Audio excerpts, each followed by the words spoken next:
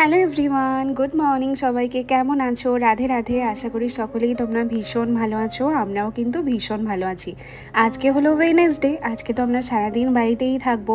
তো অনেক কাজ, তার মধ্যে জানো আজকে কাজের দিদিটাও আমাদের বাড়িতে আসেনি। তো আমার আর মায়ের তো আজকে প্রচুর চাপ পড়ে গেছে সকাল থেকে, মানে জাস্ট দমই নিতে পারছি না, এমন অবস্থা। ঘর মোছা, বাসন মাজা, এদিকে ঠাকুরের ঘর আজকে পরিষ্কার করব, প্রচুর কাজ। তো মা বললো আমি এত কিছুর মধ্যে আর সকালে টিফিন বানাতে পারছি না, তুই গিয়ে সবার জন্য নিয়ে আয়। তো আজকে আমাদের বাড়িতে অনেকে এসেছিলো সকালবেলা, আমাদের রিলেটিভরাই, তো তার জন্য আমি আবার নান নিয়ে আসলাম। আর রাস্তায় যেতে যেতে দেখো কত ফুল দেখলাম, ভীষণ ভালো লাগলো। আর আমি তো বাড়িতেই খাওয়া দাওয়া করেছি সকালবেলায়, আর ভগবানকে প্রসাদ দিয়েছিলাম, দুধ দিয়েছিলাম। তো এই দেখো মা এখানে, তারপরে মা এখানে আলু ভাজা, বেগুন ভাজা, পটল ভাজা সব নুন হলুদ মাখিয়ে রেখেছিল। ওদিকে আমি বাইরের কাজটা সেরে বাজার টাজার করে নিয়ে চলে এসেছি।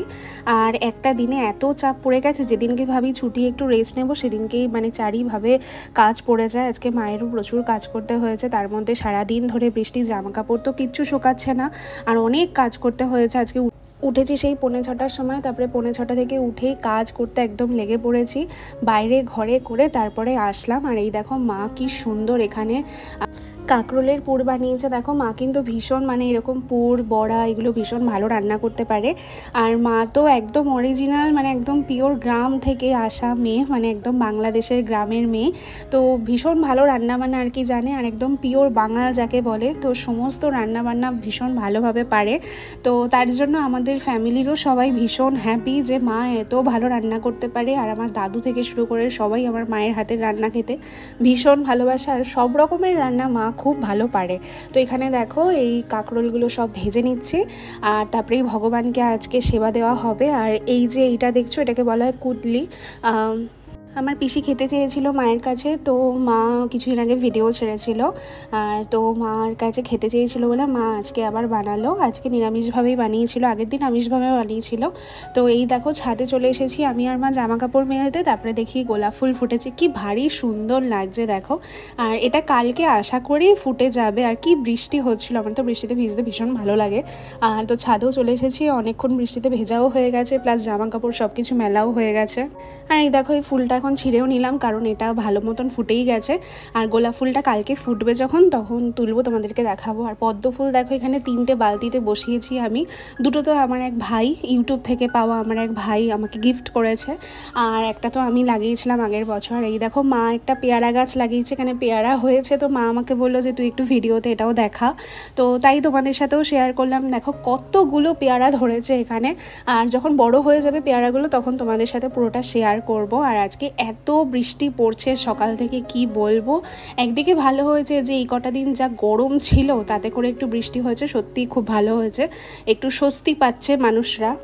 আর এই দেখো সকালবেলা ভগবানকে দুধ অফার করেছিলাম, আজকে এই ভগবানের খাওয়াও হয়ে গেছে। আর সবার জামা কাপড় খুলে দিয়েছি, আজকে সবার জামা কাপড় ভালো করে ধুয়ে পরিষ্কার করে দিয়েছি। আজকে আর কাউকে জামা কাপড় কিছু পরাইনি, শুধু ছোট পুচকুসোনাকেই জামা কাপড় পরিয়ে রেখেছিলাম, মানে আদর্শনাকে। বাকি সবার জামা কাপড় কাচতে দিয়েছি, আগের বিছানা চাদর সমস্ত কিছু কাচতে দিয়েছি। আর বিছানা চাদর কিন্তু নতুন পেতেছি, তোমাদের কেমন লেগেছে নতুন চাদরটা অবশ্যই কিন্তু তোমরা জানাবে।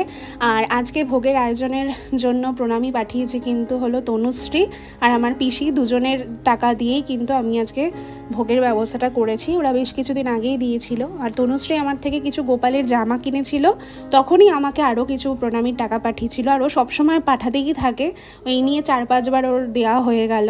তো বলেছিল তুমি দিদি ভগবানের জন্য কিছু সেবা লাগিয়েও, তার জন্য আজকে আমি ভোগ দিয়েছি। আর এখানে রয়েছে দেখো পোলাও রয়েছে, ভাজা রয়েছে, আর এইভাবেই আজকে ভগবানকে সেবা দিয়েছি।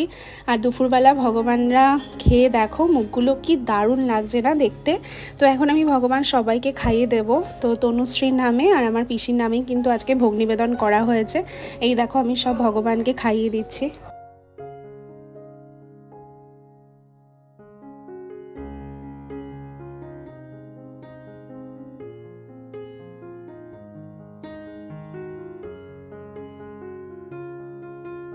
বিকালবেলা আমি আমার সোনাকে নিয়ে ছাদে এসেছিলাম, দেখো একটু বৃষ্টিতে ভিজতে। এত সুন্দর ওয়েদার, কি বলবো, মানে ভীষণ ভালোও লাগছিল।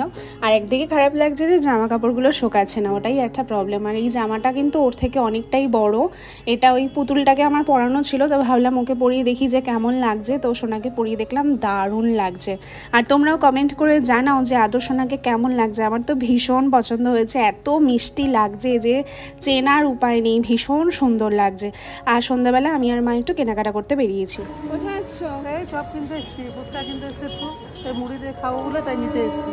বৃষ্টির দিনে? হ্যাঁ, বৃষ্টি পড়ছে তাই নিতে এসেছি। ও, তাই বেরিয়ে পড়েছো? ফুচকাটাও নেবো 50 টাকা নিয়ে যাবো।